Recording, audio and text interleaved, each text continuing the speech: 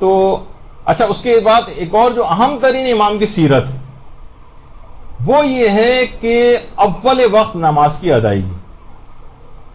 دیکھیے، اول وقت نماز پڑھنے کا علماء ایک بہت بڑا فائدہ یہ بتاتے ہیں کہ جو شخص بھی اول وقت میں نماز پڑھتا ہے اس کی نماز لازمی طور پر قبولیت یوں حاصل کر لیتی ہے کہ جب امام زمانہ اول وقت میں لازمی نماز پڑھتے ہیں تو امام کی نماز جب آسمانوں کی طرف بلند ہوتی ہے تو امام کی نماز کے ساتھ جتنی نمازیں اوپر جاری ہوتی ہیں وہ امام کی نماز کے صدقے کے اندر سب کی سب قبول ہو جاتی ہیں.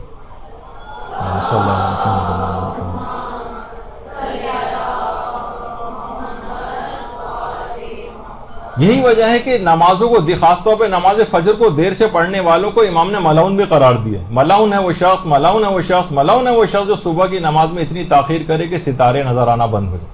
یعنی بالکل جب اتنی روشنی ہو گئی اس وقت آپ نماز پڑھیں، بالکل قضا ہونے سے 5-7 منٹ پہلے. تو امام نے اس لحاظ سے لعنت کی ہے. اور باقاعدہ ایک جملہ ہے جو آیت اللہ بہجت سے منسوب ہے اور بہت مشہور ہے ان کا یہ جملہ کہ نماز مانند لیمو شیریں است. فرماتے ہیں کہ نماز بالکل میٹھے لیمو کی مانند ہے، جتنا اول وقت سے دور ہوتی جائے گی اتنی تلخ ہوتی چلی جائے گی. آقا بہجت فرماتے تھے، کہتے تھے جتنی نمازوں میں تاخیر ہوگی اتنے امور زندگی میں تاخیر ہوگی. یہ بات یاد رکھ لو، جتنی نمازوں میں تاخیر کرو گے امور زندگی میں تاخیر ہوگی. شادیوں میں تاخیر ہوگی، پریشانیوں سے باہر نکلنے میں تاخیر ہوگی، کاروبار اور ملازمت میں بہتری اور ترقی ہونے میں تاخیر ہوگی، اولاد کے پیدا ہونے میں تاخیر ہوگی. کوئی کام وقت پر اور جلد نہ ہو سکے گا. لہٰذا اپنی نمازوں کو منظم کرو تاکہ تمہارے امور زندگی بھی منظم ہو جائیں. یہ باقاعدہ آقا بہجت کہتے تھے. اور حقیقت یہ ہے کہ نمازوں کو اول وقت سے تاخیر میں ڈالے جانے لگا. بالکل آخری وقت میں بالکل بے توجہی کے ساتھ نماز پڑھی جاتی جیسے کوئی بہت بڑا بوجھ ہو. تو اس کے نتیجے میں امور زندگی سارے ڈیلیڈ ہو رہے ہیں، ہر چیز میں تاخیر ہو رہی ہے. شادیوں میں تاخیر، اولاد میں تاخیر، بہتری، ہر چیز کی بہتری آنے میں تاخیر، مشکلات سے جلدی نکلنے میں تاخیر. آقا بہجت فرماتے تھے. اور امام زمانہ کی سیرت یہ کہ ہر نماز کو اپنے اول اوقات میں انجام دیتے ہیں. تو فرماتے تھے کہ جتنا اول وقت میں نمازوں کو پڑھو گے اتنی ہی جلدی جلدی کامیابیاں تم کو ملیں گی. اچھا، اسی طریقے سے نماز شب کی بھی 3 دفعہ امام نے اپنے ایک واقعے کے اندر نافلہ نماز شب کی بڑی تاکید کی ہے. زیارت عاشورہ کی بہت زیادہ امام تاکید کرتے ہیں اور زیارت جامع کبیرہ کی بہت زیادہ امام نے اس کو ریکمینڈ کیا ہے کہ اس کو پڑھنا چاہیے. اچھا، بہت سارے لوگ زیارت عاشورہ کے سلسلے میں 100 لعن اور 100 سلاموں سے کافی پریشان ہوتے ہیں. دیکھیے، ویسے تو آیت اللہ بہجت فرماتے ہیں کہ شیخ انصاری یہ جب بھی زیارت عاشورہ پڑھتے تھے 100 لعن اور 100 سلام کے ساتھ ہی پڑھتے تھے. اور امام خمینی کی سیرت میں بھی ملتا ہے امام خمینی ہمیشہ زیارت عاشورہ کو 100 لعن اور 100 سلام کے ساتھ پڑھتے تھے.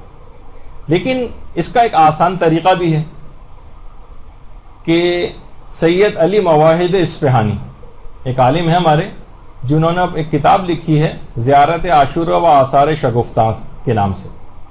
امام علی نقی علیہ السلام سے ایک روایت اس کے اندر نقل کی.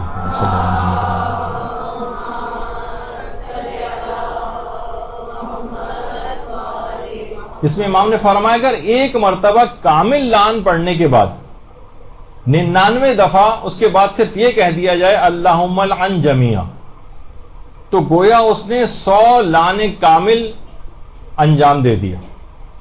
پورا لعن تفصیلی چاہے نہ پڑھیں، ایک دفعہ صرف تفصیلی پڑھنے کے بعد اس کے ساتھ 99 دفعہ یہ کہہ دیں اللہم لعن جمیعا، تو گویا آپ نے کامل لعن پڑھ لیا. اور ایک مرتبہ کامل سلام پڑھنے کے بعد جو کہ لمبا ہے 99 دفعہ صرف یہ پڑھ دیں السلام علی الحسین وعلی علی ابن الحسین وعلی اولاد الحسین وعلی اصحاب الحسین.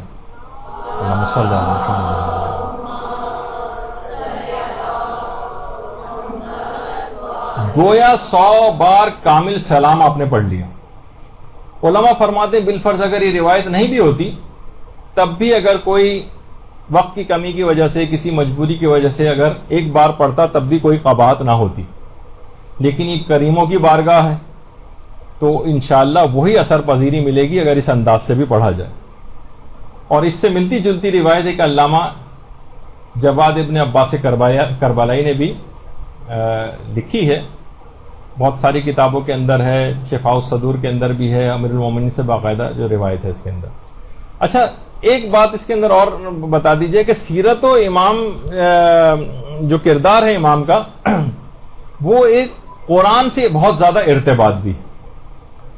روایت میں امیر المومنین کی جو روایت ہے کہ جب امام مہدی کی حکومت لوگوں پر ہوگی تو خواہشات نفسانی لوگوں پر حکومت کر رہی ہوں گی، لوگ اپنی رائے کو قرآن پر مقدم کر رہے ہوں گے، تو امام اس وقت افکار کو قرآن کی طرف متوجہ کریں گے اور قرآن کو معاشرے کے اوپر حکومت دلوائیں گے، یعنی بہت زیادہ لوگوں کے اندر قرآن رائج ہو جائے گا۔ اور امام فرماتے ہیں کہ میں دیکھ رہا ہوں اپنے شیعوں کو کہ مسجد کوفہ میں خیمہ لگائے ہوئے قرآن جس طرح سے نازل ہوا ہے اسی ترتیب سے قرآن کی تعلیم دے رہے ہیں۔ مسجد کوفہ کے اندر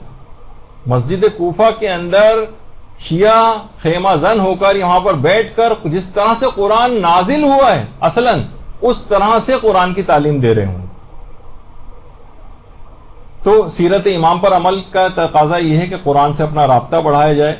برحمتك يا أرحم الراحمين وصلى الله على محمد وآله